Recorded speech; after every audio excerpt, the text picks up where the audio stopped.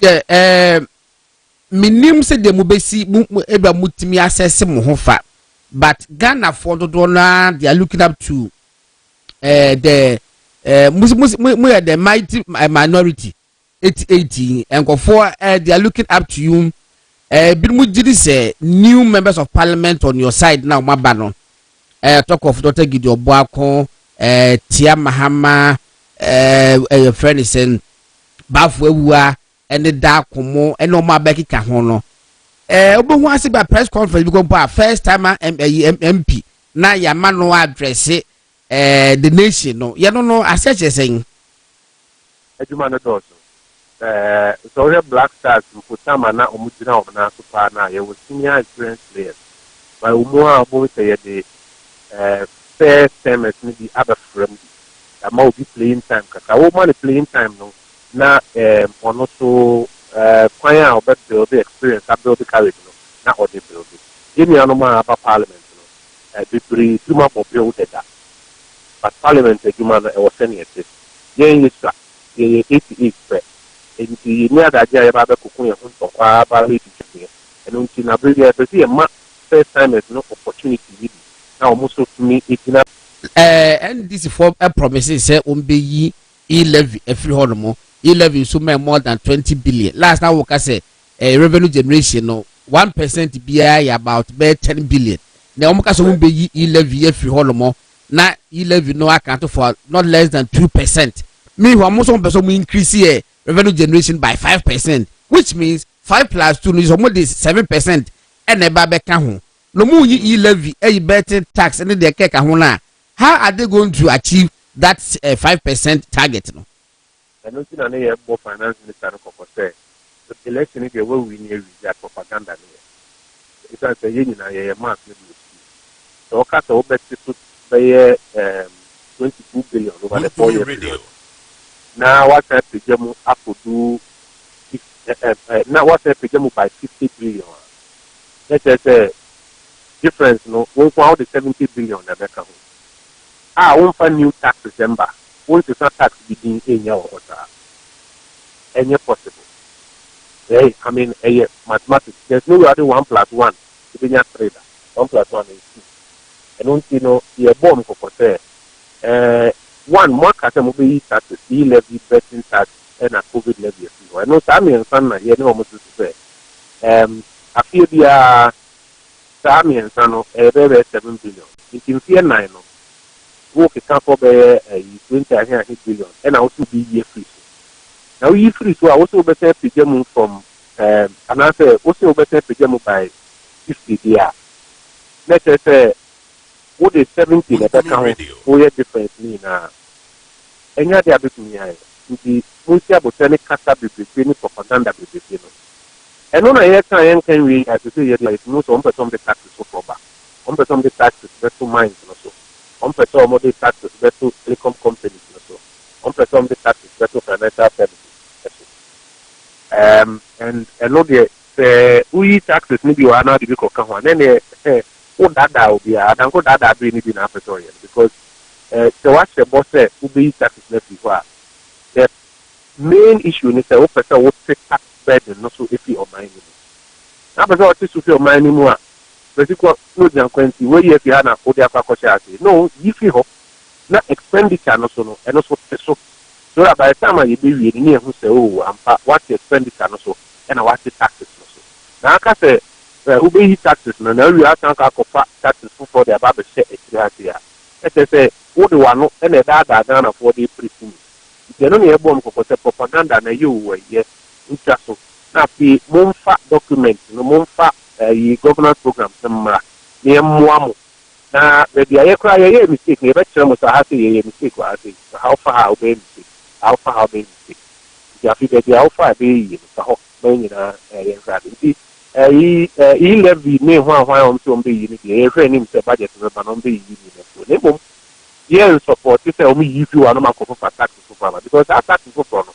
What about at the end of the day, no company now will charge no or the better charge customers. Internet is accredited. Now see why he left. Now we are now the tax according to telecom company. The telecom company will better transfer tax number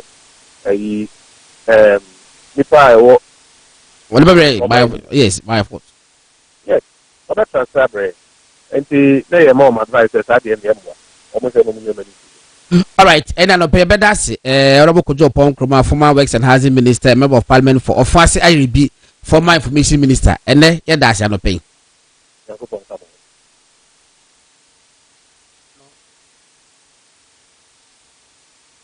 We see, and I was in my yedi and Komono 30 minutes to 10 into the Peter, and a bit my body. Oh, enough time, you beat me, Eddie, and Yabeba. Unim. Before different, what is different? Wadamfo. Yes. Ne nkwa say ya show ye ne amanfo na. Ai, yenkofo yi. Yenkofo no. Ye ka banking sector na. E no akotwa heritage. Say okay, into Heritage newspaper. No, Heritage Bank. Okay. Onu fi say, uze president mama a promise say or the banks no. Odo bia de be ma. Or the ebimo. Oh, was so did nyina be ba o. O ma ku meeting and say ya. Oh, that. Was so no, bia de. But it is not possible. Hey.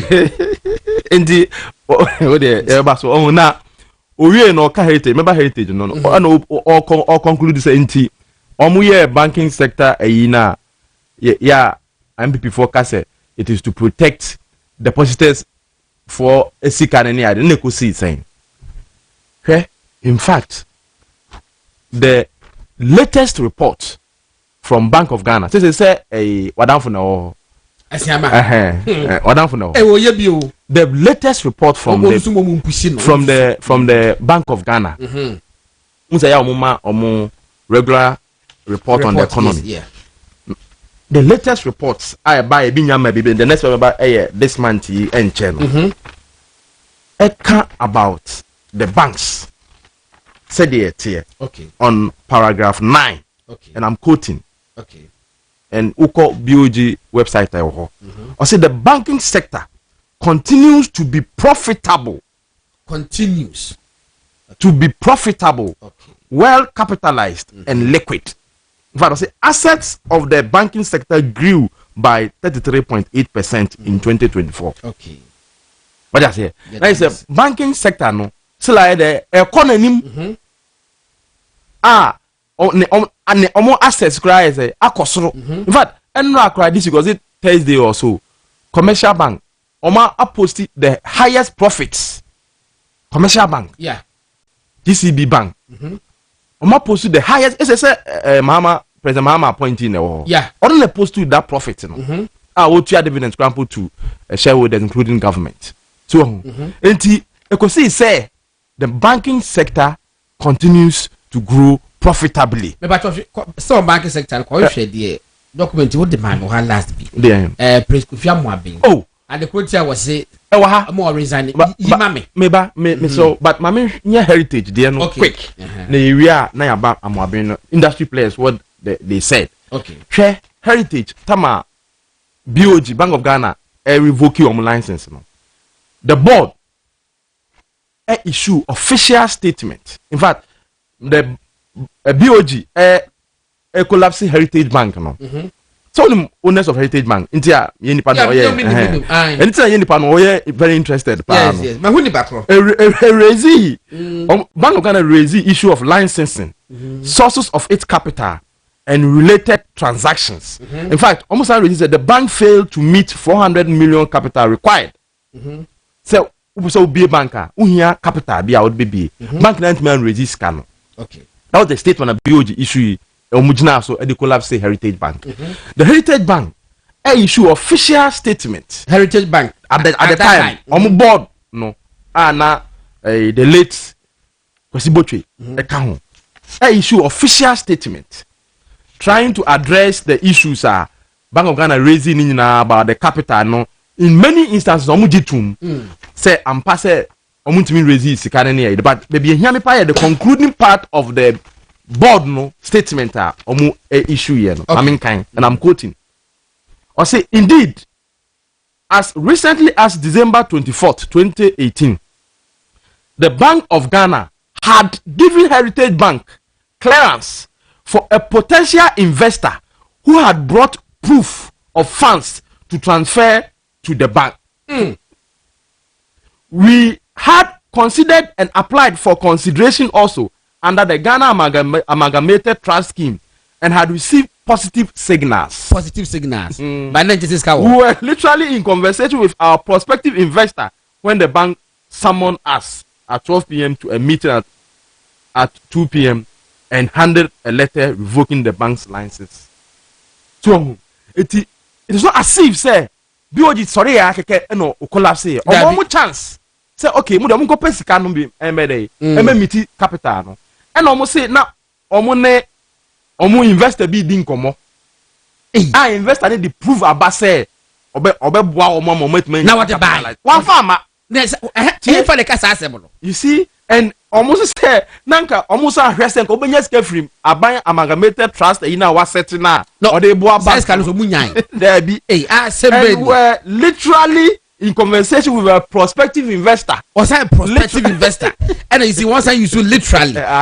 Literally. So, and the prospective investor. Yes. Is that no possibility to boy say? So they failed. Literally. Prospective investor. Yes.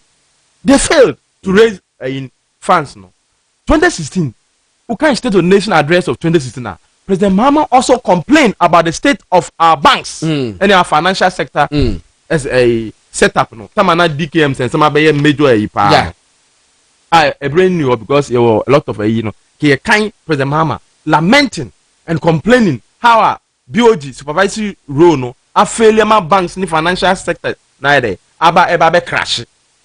Now we share abra aban egu and I say Bank of banks Bank of Ghana egu banks it can be boom no. The statement from your best friend Kofi Amwa at the time. Kofi Amwa being Kofi Amwa. Global Access. Yeah, Global Access Savings and Loans lost $5 million to fraud. Aye. Inti we bank now to me lose $5 million through fraud keka. Bank no ebenya enyaso. Na edan a motimu no esan ye wa wodan. E na wo de rent wo mo. Yes. E wa wodan na de rent wo mo. But so me so a now bank dey tua wo rent in the amount. Na mo nkofo sika ho de wo mu ntimi ntua. Yeah. Me ho aso rent no so sika ye mu odu. Anyway, Ama osanso accuse ni staff. So na mu wia sika. This is a statement of fact. Adwuma ki tua be you. Now staff e kitu e bi. Yes. Omu wia no ntina ma bank no ni savings and loans near there egu ye. Na wa dan fon so Prince. I say non-performing loans. Also sir, thievery by staff collapsed UT Bank. Hey, na me ka say so jani dey say the discipline will be antimi dey. It was 100% was na nkofo about kro no bank. Bank no. Regiment.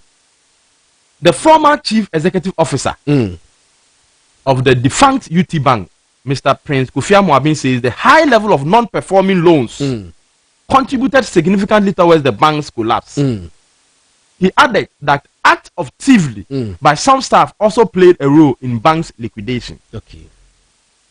Mr. Amwa, in a media interview in Accra, alleged that a number of staff who joined the bank financial institution were plain thieves who engaged in acts that compromised the bank's financial health.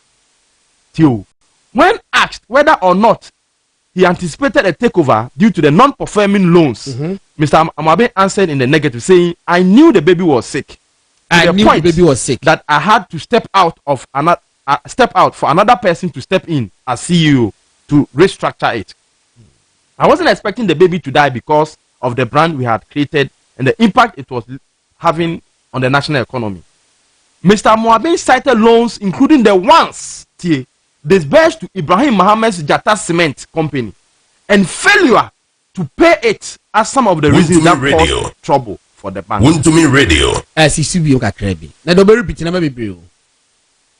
After having said he wasn't expecting to say Begu because of the brand, and they say staff, Riano ne adini no yebisa say or say non-performing loans amount for Beja na man phone tia e can we in a bank na egu ana.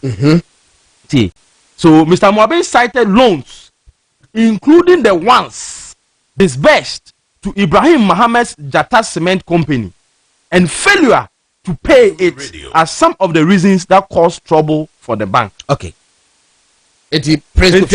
Yes. On ni media interview. Nana Kufa na ye. Debi ose John Mahama nua Ibrahim Mahama ni company Jata Cement. No ombeji lo no muntua. Enya na aka. So man tua ena ma e kan ho bi na ma ne bank ni ye dey eguye. E na ono ne bank na akonfo wom. Pa. Enu onim se ebegu. To the extent that ntem ono kra twe ne hu firi nchen.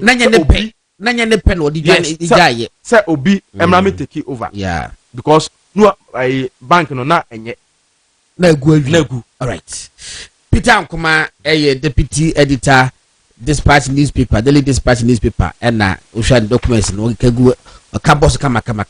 Na dumso. Yes. Dumso. President Mahama said before because 2016. No, wasn't it? So last week kind. Shadow okana. Ama ye prove say enya no correct because the same January na nkese no na ne finance ne power minister Dr. Kwabena Donko resigning because now our promises say when to me and solve by that you know by January now it's not resigning. There's a lot to resigning. Yes.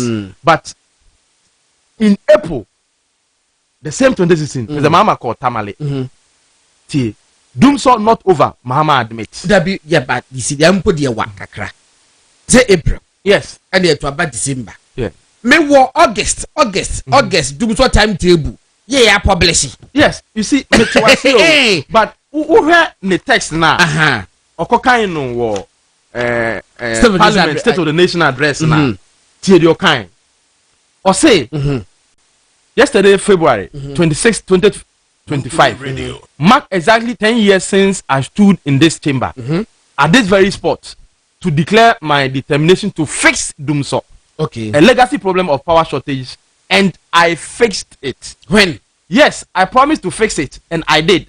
I wish to place firmly on record that from January 2016 until I handed over the administration of this country on January 7, 2017, there was no power rationing or load management. I remember was but date the beam no.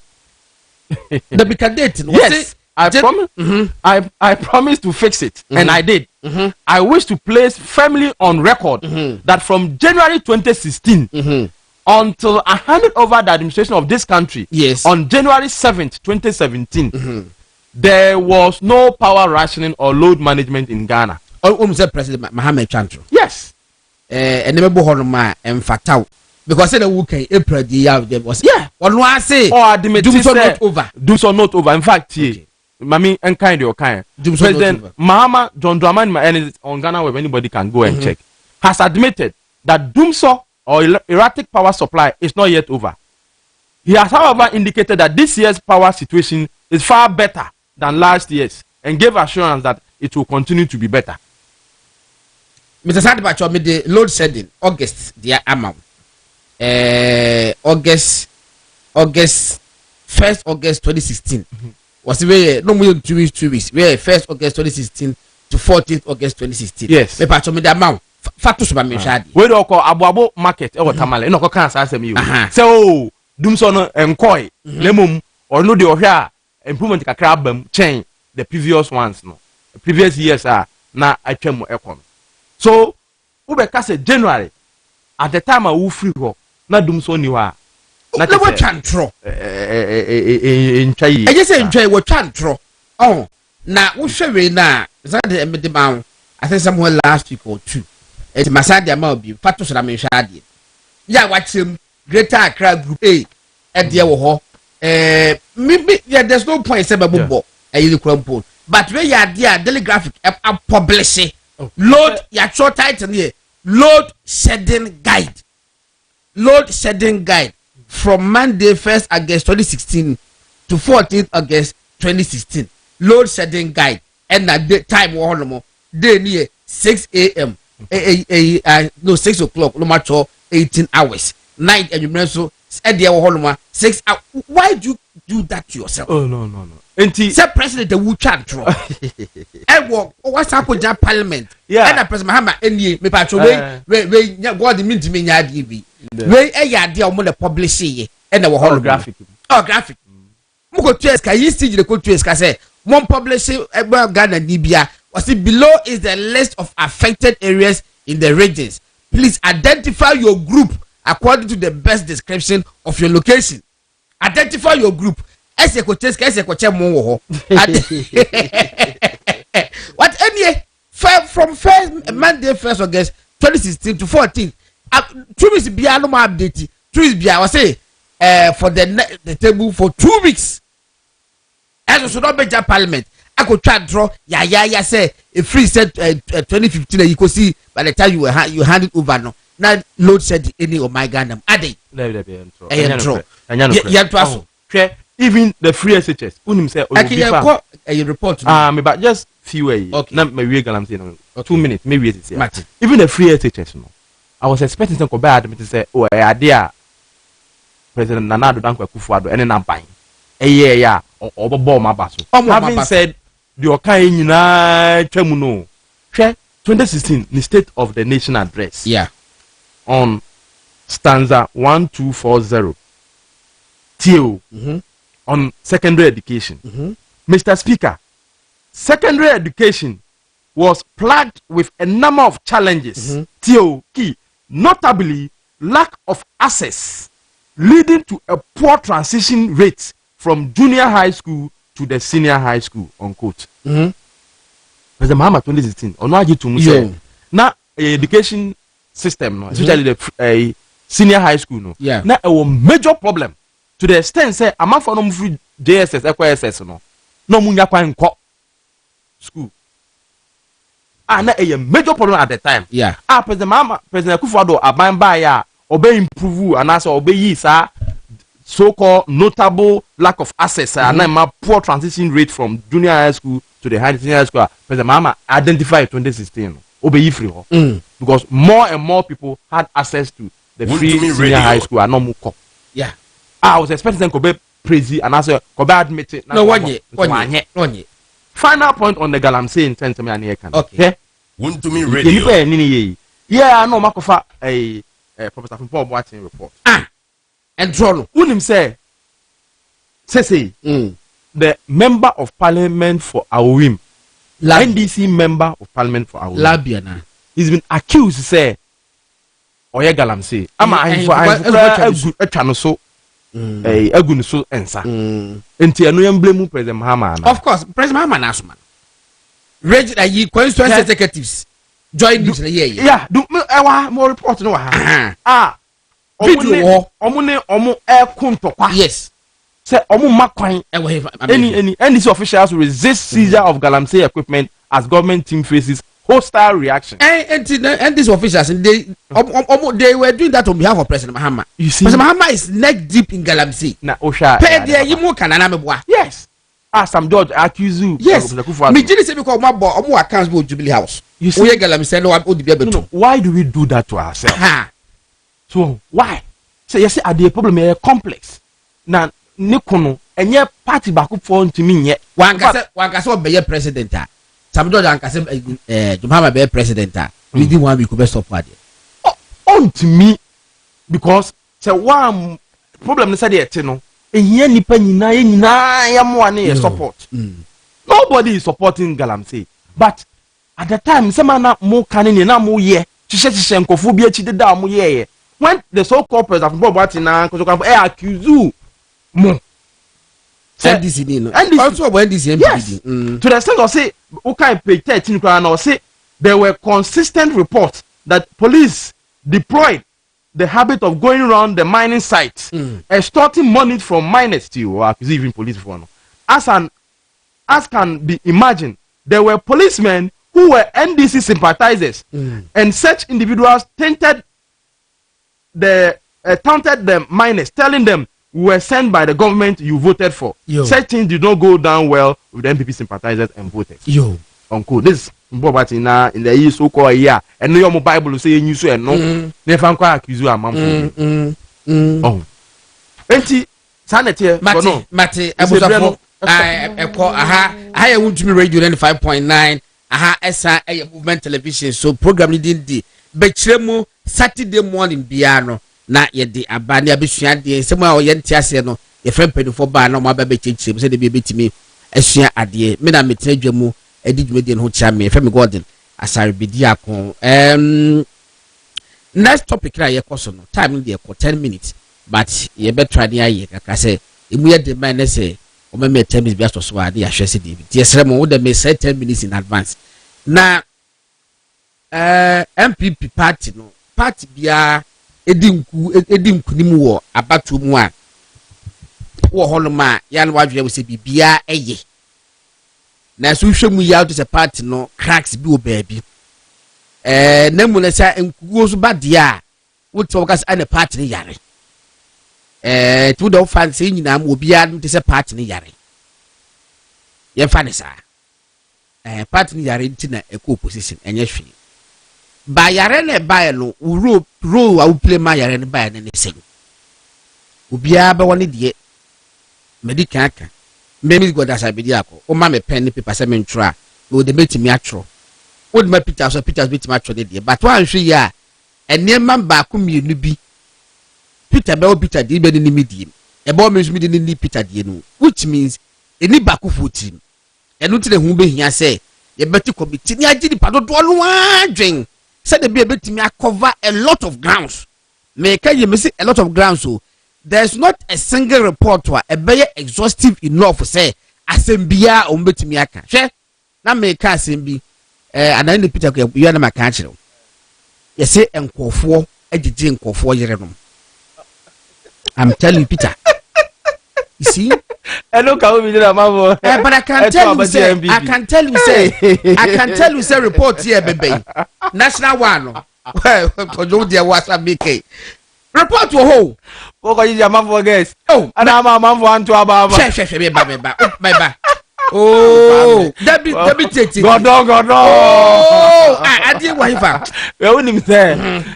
e bizu say I busy today enie me say a report wa national de be balo it can be exhaustive enough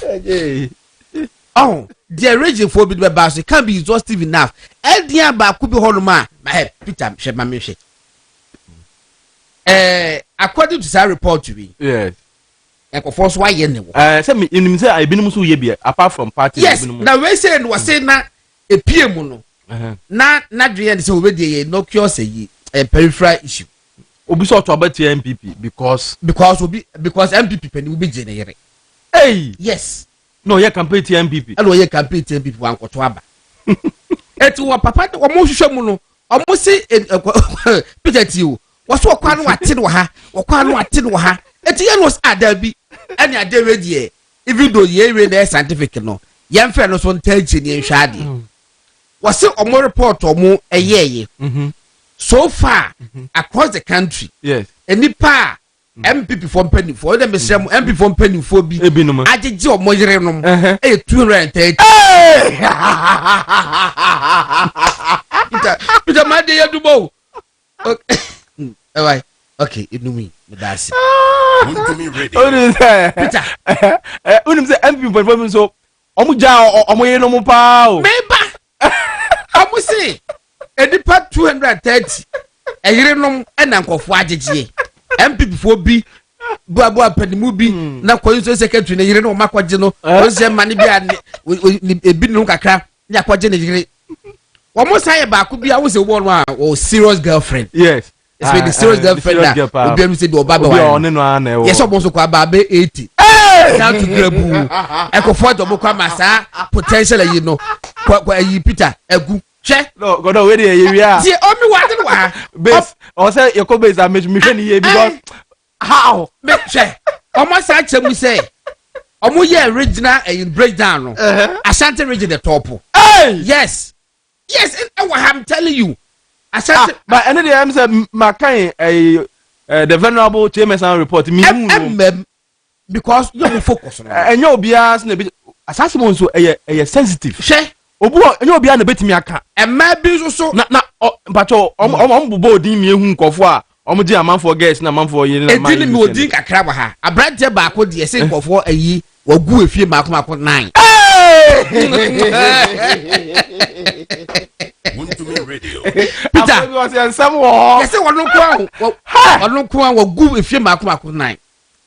Back say wa say one so simpa CEO back. No when am we na mbeble mu ebinumu ne tie CEO back ha so CEO fo mienu bi so ato ahye de yere so o ma gire reference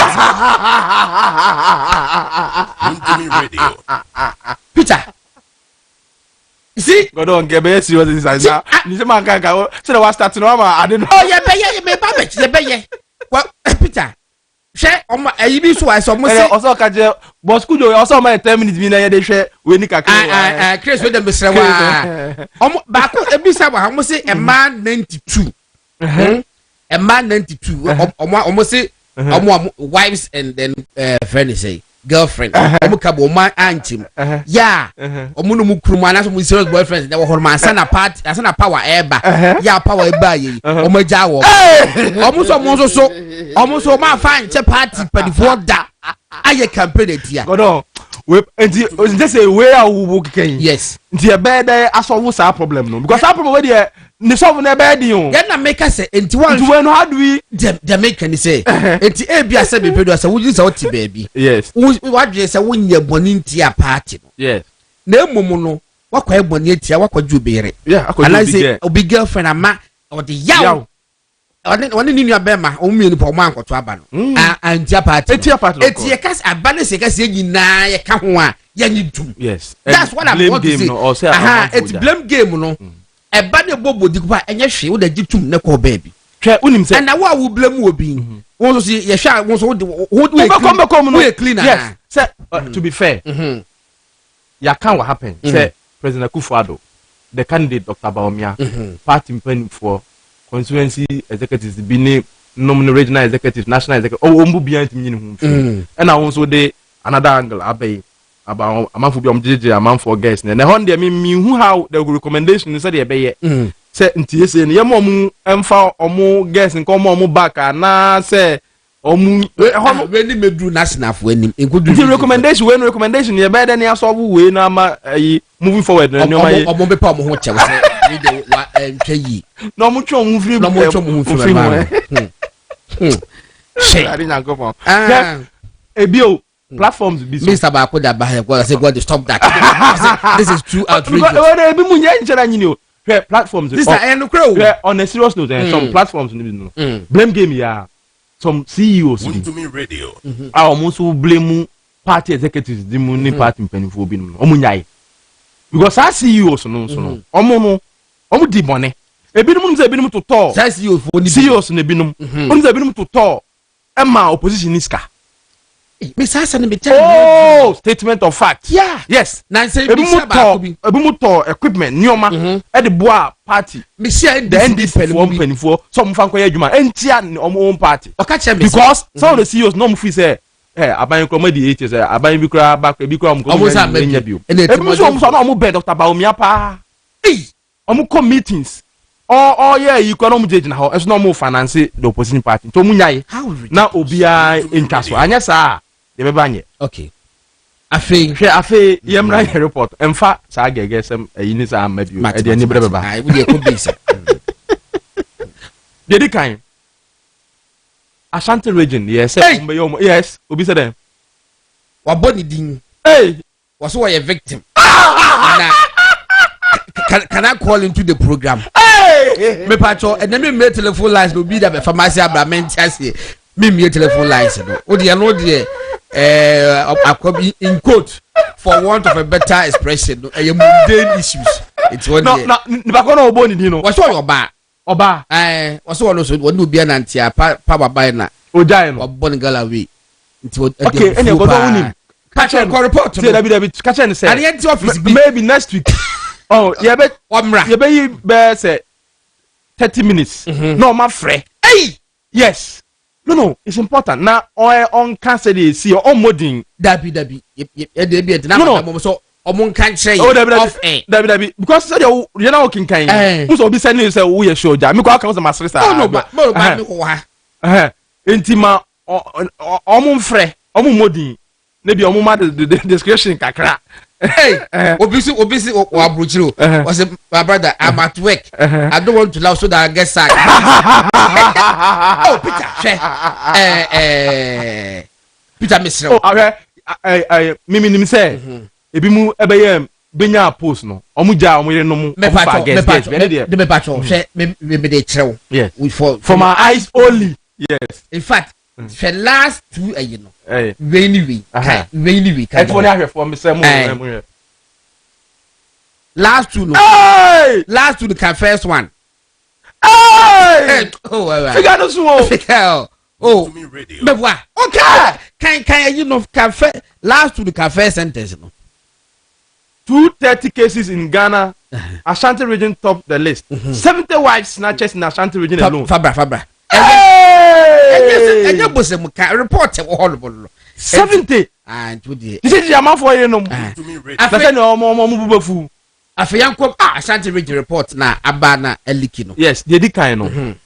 Last week, me kind. But I can be. Say, my kind constitutional kind. I mean MPP constitution.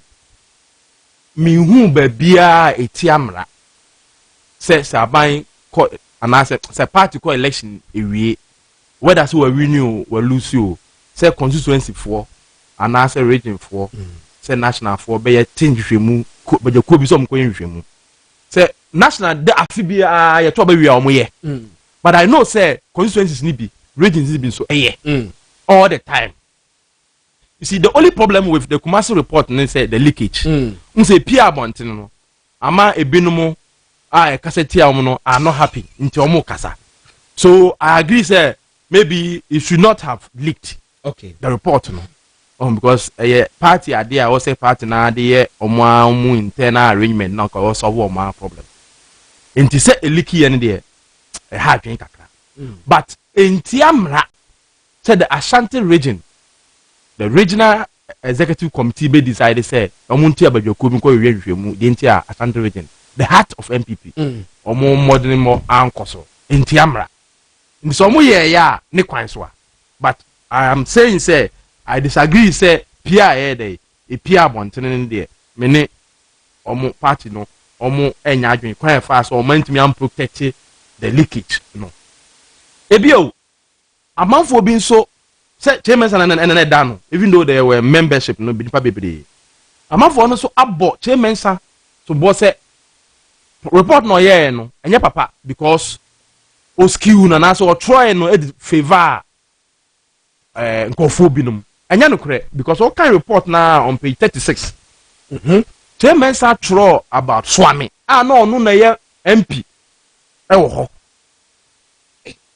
o try no o indicate say ewo Swami no nyoma ankoso a na enye especially ono a chairman sa kwa okọ Swami interchange no kwa kohwe e call magazine abo a manfo toto ball ni nyina o throw wo report ni to the extent say manfo hwe interchange no ni problem na ewo ni nti ni chairman sa no ahokeka ewo ho ni nti no amanfo gina so de to abati a MPP was Swami in the Ashanti region. Or throw him.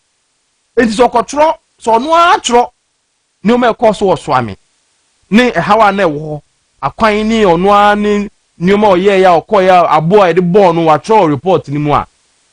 Nasa or control be fat, baby saying she I so now near the car a good liar. Oh, say Yana had drink. In any case, so in Shiaso, they no Troy. The report in Jenny kind. As I say, the kind say the death of the chairman, that is Chairman Jokad, created a vacuum, which all attention was on the PC. And Ukraine because we better say, oh, na police chairman there, so experience, but that's the issue. Jokad there, no keep police no, yes, the resources, the experience, the BBRT, or free mono.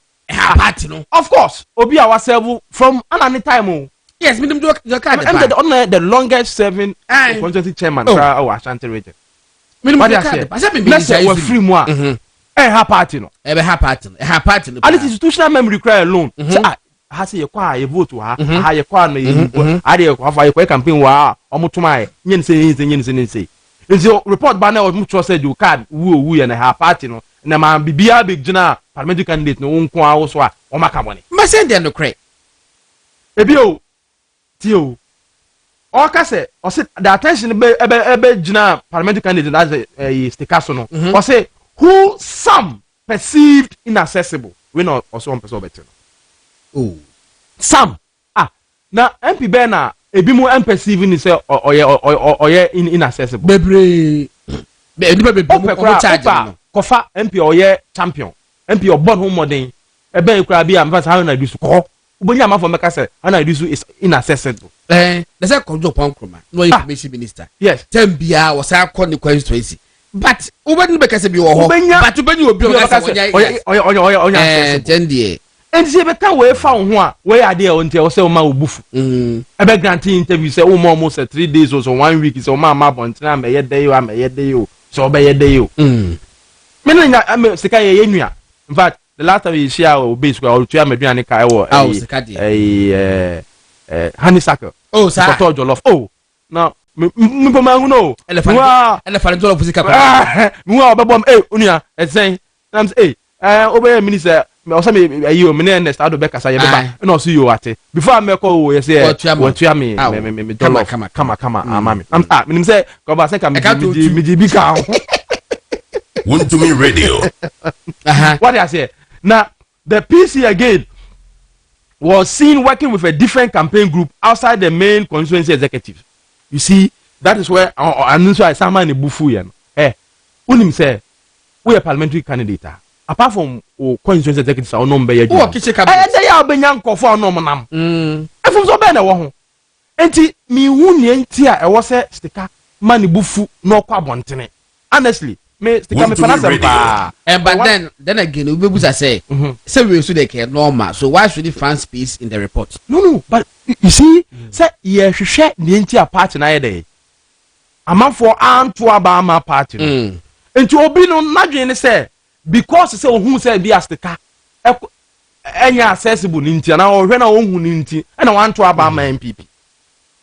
Enya from so at best me accessible metaba but be a sankofo no yenhu constituency be a police station or more what I say so ko team na I'm sure the team will make the raw data available to the party omo de be ma ko show omo na omo ni nkomo what I say but apart from that new omo keka say your card we how na wo sika na wa be tutum say how they say the true o got interview on okay for me tie no o say a hand pa ni tema wu no I see opa ye ko central region papa no prefer say the free me Chamakutin yes also Chamakutin proud to election na ho mfa no ni Ghana sa afwa obi e wonim Chamakutin ni se do se ball ho ni na dwuma be ka che wo say Chamakutin na woni ho na region yes e fact it's our chairman the longest serving chairman onim constituency bibia obi ase me o ka che me o say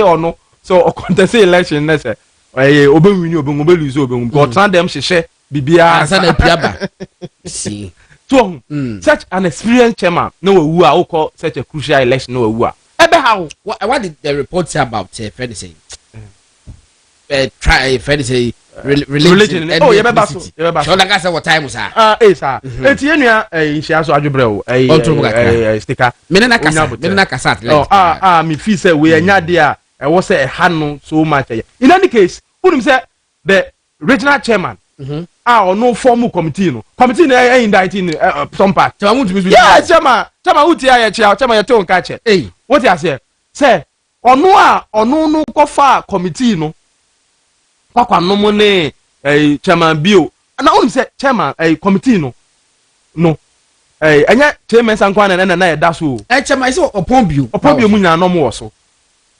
upon bio no ye is it campaign manager na check campaign chairman ma na book in Japan say anya secret say or in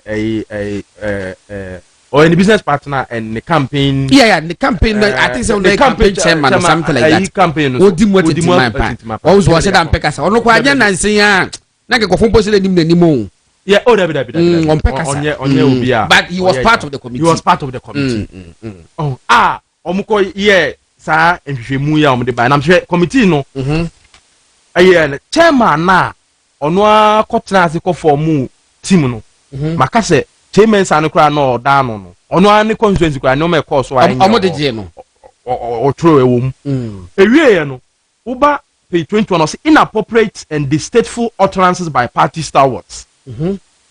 97% of the respondents were unhappy about some unfortunate and inappropriate pronouncement by some major actors in government and the party. Say, 97% were not happy about comment to be and pennyphobia or more party. And one President Kufuor na because somebody did. So Oba Beka Kwabre say Akwan says on any to Abama MPP part on Promoco to Abama. Ebimu felt offended into any man to Abama MPP. Ebio say Ura Canada Japan.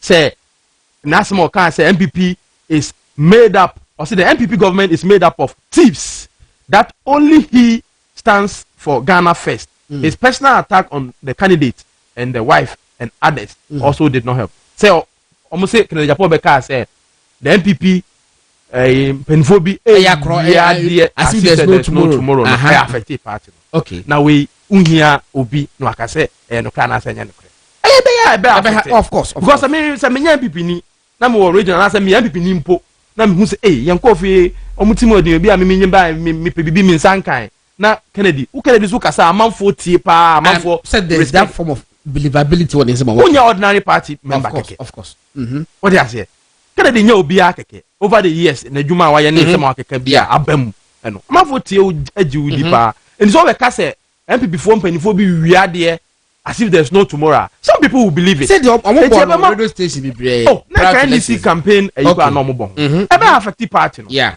Ebio tie chairman tie wo de no. Chairman want to be. Why lem?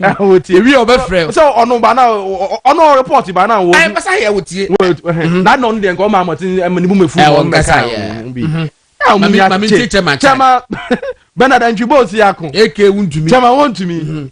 He had secured his mining concession long before the Kufuor-led government. Okay. Which is true. But inappropriate communication by himself instead of his solicitors created the impression that he excessively, singularly benefited from the Kufuor government. Okay. Displaying gold bars on national television got many people infuriated as well. Yes. That's a bit mention that Jesse. Now, every part is here the life, and you know, a feature, and you know, my documentary, and I did 1 year. And the dog I said, me go, you could me go me. Said that. Tell them one was for say, Chama won't request a good big. Now, Ghana, I am ready to say, wouldn't be display now. As also know, a kutia party. Yes. Say the NTR now manfo ekomdo mom say chama want me kura go down and now offer gold money and all the other chair TV so oh goodness say Ghana ha hu awon ya wa ha o minimum people ni bi o say e ba na e carry shafo asem o say minister bi na na bi yire o ma sorry papa be ye minister no be ba Thanksgiving service and obey status at o ba sorry I think we said the bia front pew I saw them up na any pew na front pew the bia ma mi na ti hui was it for 7 years they had to endure him they no cry na he entino obenya omo nya resafo now one so ye di ku see yes o se oba ni duku bi ni ye obeta no just say one tina ase kro pa aso ni nkoso yes enti you can't discount it as politics it what me anyi ntunja na maybe o kan o ka che the rules one day we ye bema na so person we president na say MP na wo yere ho nye fa won to abama can you imagine this I o ka che the rule na oni say my sister no compare o to aba o wa say me say me ka che akwa bia o share no say o chia minua ba ako wa anye so no say na fie for sa mumu ade na we na onua ba be pose e to aba no show want to me radio and so me say me cousin also no bo one kaimpo onimpo say mo omuhia no omo chia no wa anye so enya sister da chia no dabi ni nua onu kwa boy cousin enye ye direct abusuani na say na fia for sa omuhia no o chia no wa anye so you wrap up you are close at 10:20 yes okay Yeah, it will be a send message via Bawa say Jata Foundation owned by Sam George and his wife in 2023 and 2024 did a lot of outreach on ceremonial days, yet didn't get MTN to partner any of them. But in 2025, when he was made Minister of Communications, MTN is sponsoring and partnering Jata Foundation. And what the flyer I said this is say International Women's Day sponsors main partners no e wa say yeah MTN for eka ho I say we the one share be hwe ni ye nipa mi nse bi omodi aba we member mi no oba ba ko oba member mi no mo so mo victims. Hey, yeah. Oh, some see me so na man for be ba ko bi so aba God is true. I also know of somebody na me o see me we obo fe no obodi achi me ko I constituency be I constituency be I was so be I was central yeah I constituency I kote I uja for so dia ba was it house kwaso no on victim go ha send beto nani I oh the video post now I'm forget now yeah mo to ba na ye mulusu ana mo beble mu amam na mo de ko say when the first come say me dey 70% man na ku for adu but we about we there Meti 10% different na go for the there so na ya me dey assist sadi e to ahwe na yire no wa o beta be be nana say nana do yire no ho pa o jam ba 30% because say we much how they are hey nobody knew oh god on yes. I didn't say you see you can't say the candy agro but you can't want me and take it enyim free say nunti ebi mu beto aba etia MPP so ampa pe ketia mo hey obi the message about na be the personal me ba to wan ka said ni sister na anye ya anye nchalo so o se ne cousin but ni sister na contest na ne cousin na anye obi nji aso and ba ko ni sister wo sister wo wa and mu fio go wo ka fio for no yemu ade nti but obi se wo person confirm say ade se be sa na motie because wo fra wo mfa Jama, kwasi ladies and kwasi bush boy. Oh, well, ready. Hey, na bush can't say that's what. Oh. Sa, mami ni free mono. Okay. Oh, what the bush boy. Let me say, kind of Mr. We are my friend. Mati. And so if you offer yet. Obi say edema asante meji for capture ni nyina no. Ojiri say no kre.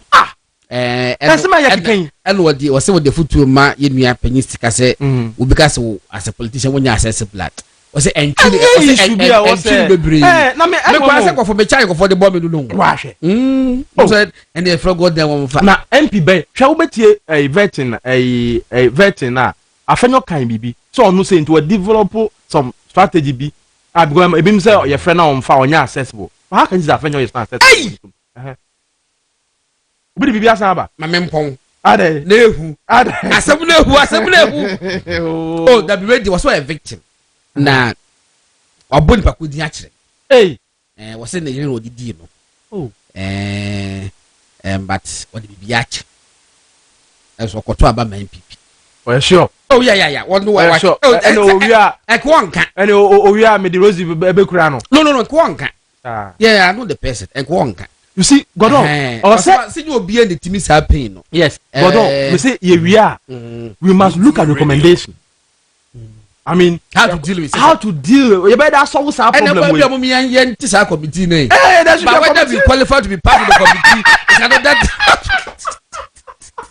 Want to me radio. I was for would be radio 95.9. I got 2 minutes per night. Yeah, sorry, so that is what G and permit a former presidential staffer.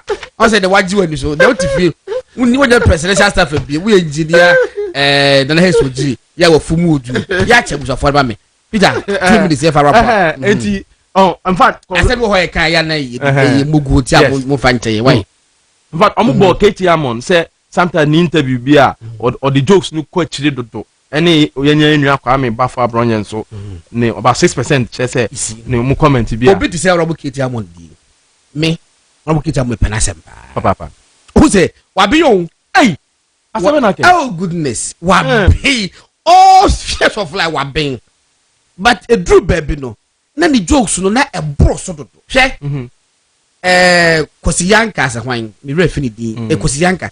Oh no, the program, the refinity coming institution.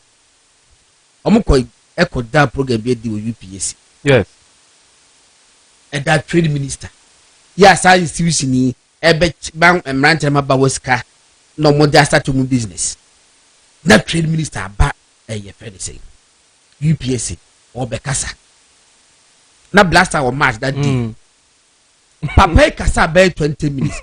Minimum there will be to my report. What cracking jokes, needless jokes. A buffus just say, I'm a 7-time member of and they are going to contest me. Is that Kojo Ponkroma? And they're contesting you too. Dr. Bama told me, Your Excellency, Dr. Bama, the Vice President, I will treat you to eat before you watch this evening's match because blasters Obunko Yefe. No, I can't.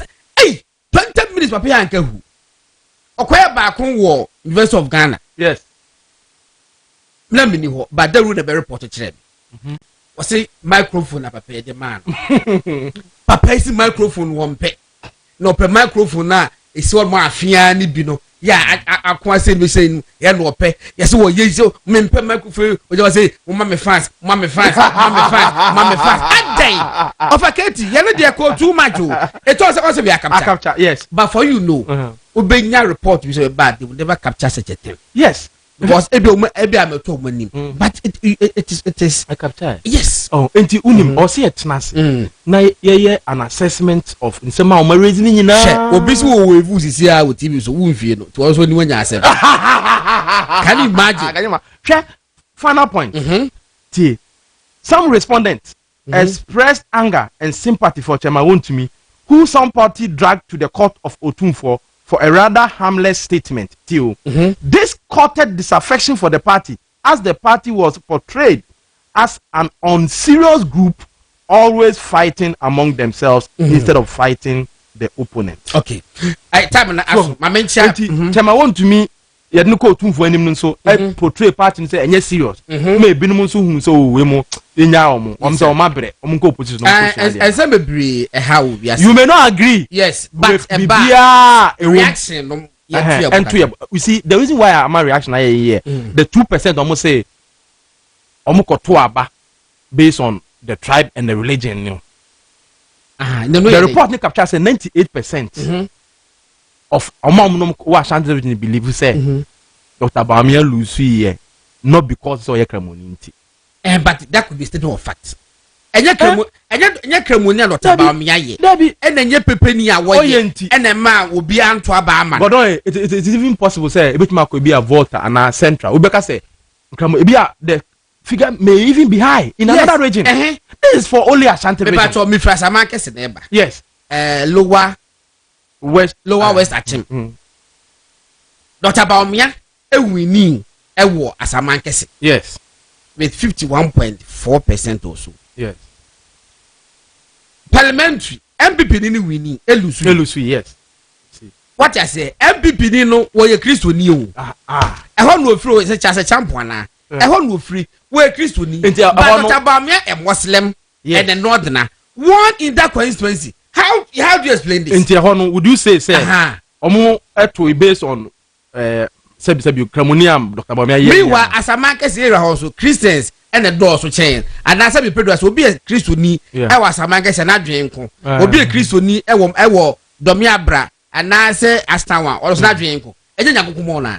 There are many places in so a MPP Nigeria nipa owini on oyenkramofo in a dominated Christian place. Omo pa nyame adoma next week. Oh, yeah, with data. Ebi mu ye.